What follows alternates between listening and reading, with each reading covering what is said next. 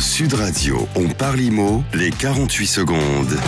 Avec Techway by Foncia, pour vivre dans un environnement sûr et sain. Bonjour Frédéric Fougera, directeur de la communication du groupe Emeria. Frédéric, comment éviter l'utilisation de produits chimiques dans la lutte contre les nuisibles dans une copropriété ? Bonjour Marc. Dans la lutte contre les nuisibles, la réglementation sur l'utilisation des produits chimiques a profondément évolué.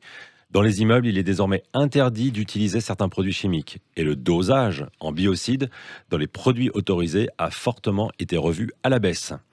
Des professionnels proposent aujourd'hui de vraies solutions alternatives pour éradiquer les nuisibles. Pourtant, miser uniquement sur ces nouvelles techniques n'est pas toujours suffisant, notamment dans le cas d'infestations majeures.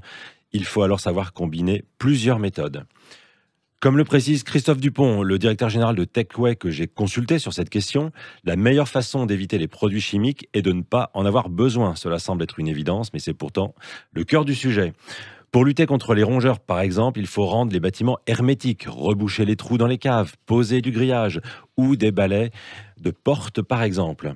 Il faut veiller à empêcher l'accès à des sources alimentaires, comme c'est le cas du local poubelle, qui est souvent la première source d'infestation des rongeurs et de blattes.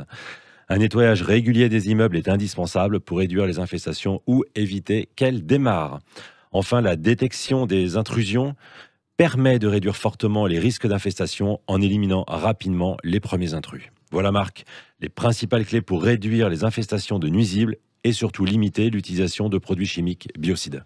Merci Frédéric Fougera et à la semaine prochaine. On rappelle à ceux qui nous écoutent qu'ils peuvent revoir cette chronique sur la playlist Techway sur la chaîne YouTube d'Emeria.